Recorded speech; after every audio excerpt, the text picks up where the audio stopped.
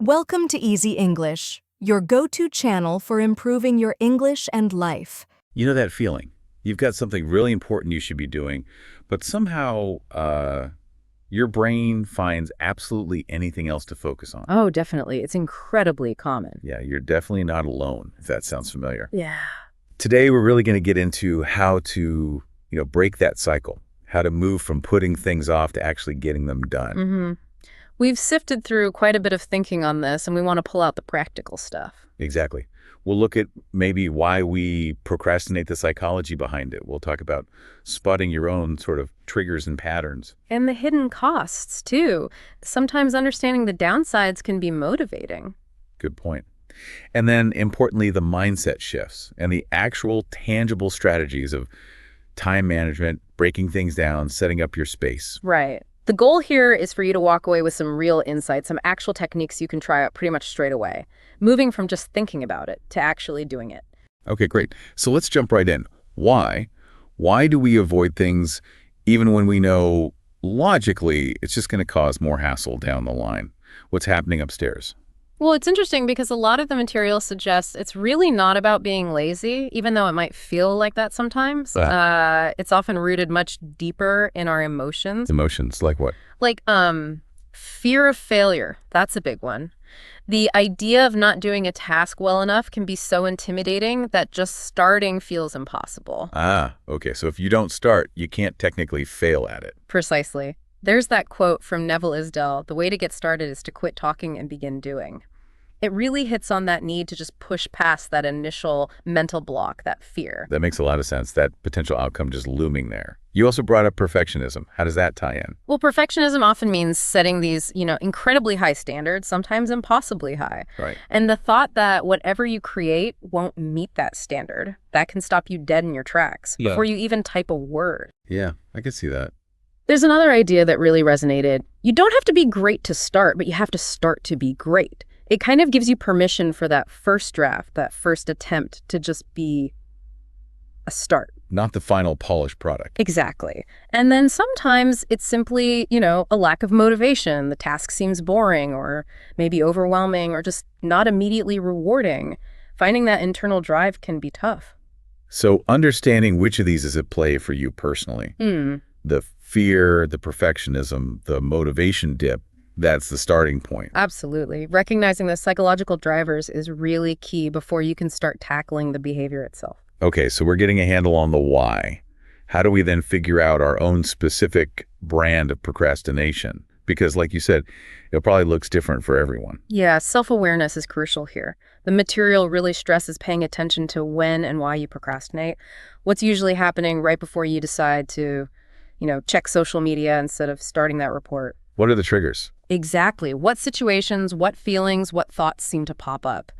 One really practical tool that came up repeatedly was keeping a procrastination journal. A journal. Like writing down every time I decide to reorganize my sock drawer instead of working. Sort of, yeah. Just making a quick note. What task were you avoiding? How were you feeling? What did you do instead? Over time, you start seeing patterns. Maybe it's always complex tasks that trip you up, or maybe it's when you feel really overwhelmed or anxious. Or maybe it's always Tuesday afternoons. Could be. But identifying those triggers lets you actually plan for them rather than just feeling bad about procrastinating again. It makes it less of a mystery and more of a problem you can solve. That's a really helpful way to frame it. Taking the judgment out and just looking at the data, so to speak. Now, we kind of know delaying isn't great, but you mentioned hidden costs. What are some of those less obvious downsides? Yeah, it's often described as this sort of silent saboteur. Beyond just the task getting done late, it creates this undercurrent of negativity. The most obvious impact is probably stress. Right, that deadline dread. Exactly. As the deadline gets closer, the stress ramps up, which ironically can make it even harder to focus and be productive. It's a vicious cycle. But it goes deeper. That constant cycle of delaying, feeling guilty, then rushing, it can really chip away at your mental health. It contributes to feelings of inadequacy, anxiety, sometimes even depression. So it's not just about the work itself, it's the whole emotional toll it takes. Precisely. And then there are the physical effects people often don't connect to procrastination. Things like poor sleep because you're worried about what you haven't done, or maybe grabbing unhealthy food because you don't feel you have time to cook properly. or skipping exercise. Oh, yeah. You don't often think of it affecting your physical health. But it can. So really acknowledging these broader costs, the stress, the mental toll, the physical impact, that awareness can be a really strong catalyst for wanting to change. Okay, that's definitely motivating. Yeah. So we understand the roots, we see the consequences. How do we actually start to rewire our thinking? What are those key mindset shifts? A big one is cultivating what's called a growth mindset. This idea comes up a lot. Growth mindset, meaning? Meaning seeing challenges not as like final judgments on your ability, but as opportunities to learn and improve. Instead of thinking, I'm bad at this, you think, okay, this is tough. What can I learn here? Shifting from a fixed view of your skills to one where you can develop them. Exactly. It builds resilience. It helps you lean into difficult tasks instead of shying away. Another key shift is about setting goals, making them positive, clear, and crucially, achievable. Breaking it down. Yes, partly breaking it down, but also framing them positively. When a task feels manageable and you can see a clear path, it just feels less daunting, less likely to trigger that procrastination response. Makes sense. And finally, self-compassion. This is really important. Everyone procrastinates sometimes. Beating yourself up doesn't help. It usually makes it worse, right? You feel bad, so you avoid the task more. Exactly. So acknowledging it happened, being kind to yourself about it, and then figuring out how to get back on track that's much more productive than spiraling into guilt. So growth mindset, positive goals, self-compassion, those feel like the mental groundwork. Now, what about the practical side? Time management always comes up. How does that specifically fight procrastination? Well, good time management essentially builds the structure that makes procrastination harder. It combats that feeling of being overwhelmed, which we know is a major trigger. A key part is prioritization. Figuring out what actually matters most. Right. Knowing the difference between what's urgent and what's genuinely important. The Eisenhower matrix is a classic tool for this, sorting tasks into urgent, important, not urgent, etc. So you focus your energy effectively. Precisely.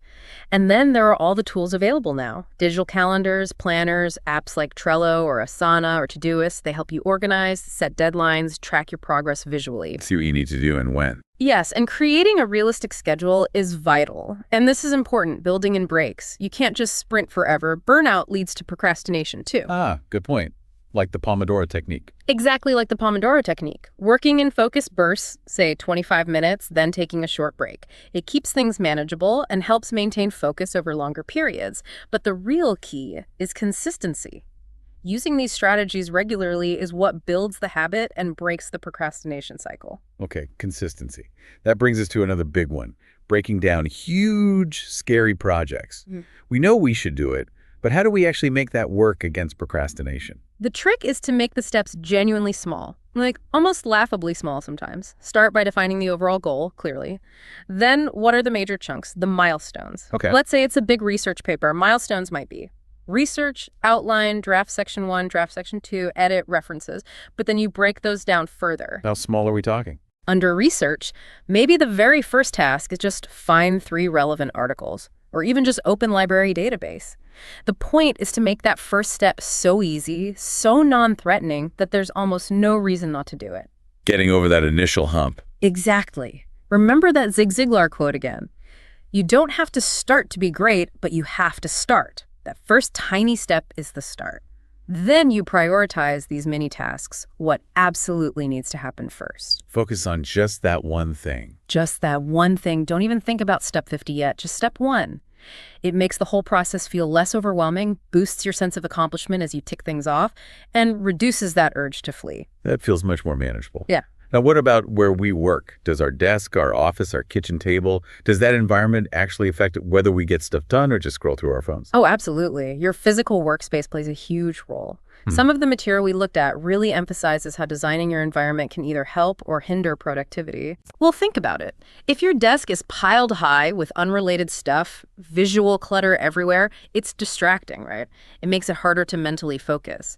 A cluttered space often leads to a cluttered mind. Guilty as charged sometimes. Yeah. My desk can become a dumping ground. And that makes it easier to just say, ugh, I'll deal with this later. So decluttering is step 1. Get rid of distractions, Make sure the tools you actually need for the task are right there, easy to grab. Reduce the friction to start. Exactly. And think about other things too. Is the lighting good? Is it too hot or too cold? Is your chair comfortable?